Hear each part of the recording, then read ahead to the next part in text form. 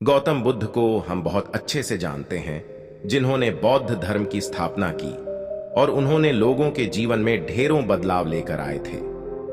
यह कहानी भी उनके बचपन की है, जब वे छोटे थे और उन्हें गौतम बुद्ध के नाम से नहीं बल्कि सिद्धार्थ के नाम से जाना जाता था।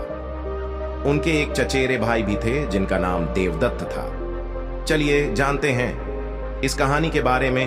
राजा सिद्धार्थ के महल के पास एक उद्यान था, जहां पर राजा सिद्धार्थ बैठकर प्रकृति का आनंद लिया करते थे। एक दिन जब वे अपने बगीचे में बैठे हुए थे कि तभी एक घायल हंस उनके पैर के पास आकर गिरा। उसके शरीर में एक तीर लगा हुआ था। उसे देखने से प्रतीत हो रहा था कि किसी शिकारी उसका शिकार किया है। हंस को तकलीफ में देखकर और उसे यूं ही फड़फड़ाता देखकर राजा सिद्धार्थ का दिल पिघल गया और उन्होंने उस हंस की सहायता करनी चाहिए। उन्होंने सबसे पहले उस हंस के शरीर से वह तीर निकाला और घायल जगह पर मलहम लगाकर उसकी पट्टी की। यह सब कर लेने के बाद देवदत्त कुछ खोजता हुआ सिद्धार्थ के पास आया। देवदत्त जैसे ही सिद्धार्थ के पास पहुंचा, उसने कहा, अच्छा तो यह तुम्हारे पास है, लाओ इसे मुझे दे दो। इसका शिकार मैंने किया है। इसका शिकार करने में मुझे बहुत मेहनत करनी पड़ी थी। इस पर मेरा अधिकार है। देवदत्त की यह बात सुनकर सिद्धार्थ ने उससे कहा, नहीं, यह हंस घायल था और मेरे पास आया।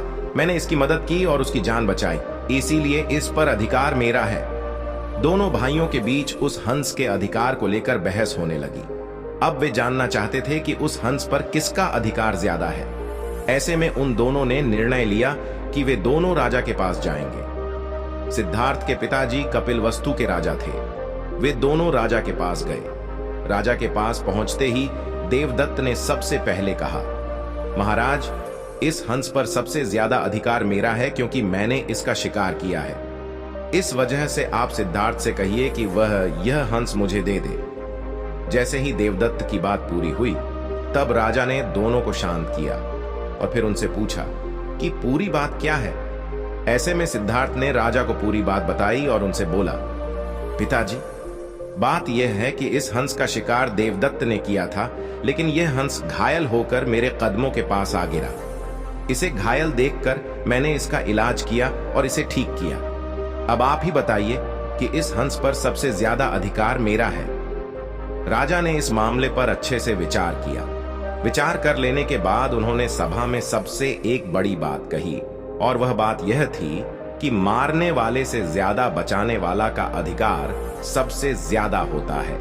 इसीलिए इस हंस पर सबसे बड़ा अधिकार सिर्फ और सिर्फ सिद्धार्थ का है, क्योंकि उसने उस हंस को मारा नहीं बल्कि उसे घायल देखकर उसका इलाज किया और उसकी जान बचाई। राजा के ऐसा कह लेने के बाद देवदत्त को बात अच्छे से समझ आ गई। वह भी जान चुका था कि मारने वाले से ज्यादा बचाने वाले का अधिकार सबसे ज्यादा होता है। इस कहानी से हमें समझ में आता है कि मारने वाले से ज्यादा बचाने वाला बड़ा होता है और उसका अधिकार भी मारने वाले से ज्यादा होता है। इसीलिए हमें भी दूसरों की मदद करनी चाहिए और परेशान लोगों की सहायता करनी चाहिए। ऐसा करने से हम अपने आसपास के समाज को अच्छा और बेहतर बनाते हैं। एक अच्छा समाज ही एक अच्छे देश की पहचान होती है। इसीलिए आप भी आज से प्रण लीजिए कि आप भी दूसरों की सहायता जरूर करेंगे। अगर हम सिद्धार्थ के स्वभाव की बात करें तो वह बहुत ही शांत है और दूसरों की मदद करने में हमेशा आगे रहते हैं। उन्होंने हंस को तकलीफ में देखा तो उसकी मदद करने के लिए तुरंत उठ पड़े। इसे यह बात पता चलती है कि सिद्धार्थ को दूसरों को तकलीफ में देखकर खुद को भी तकलीफ होती है। अगर हम देवदत्त की बात करें तो वह एक लड़ाकू बालक था जिसमें सब्र की कमी थी। देवदत्त बस इतना ही जानता था, मरने वाले का अधिकार ज्यादा होता है। वह जीवों को मारने में संकोच नहीं करता था, जो कि गलत है। वह सिद्धार्थ के विपरीत था।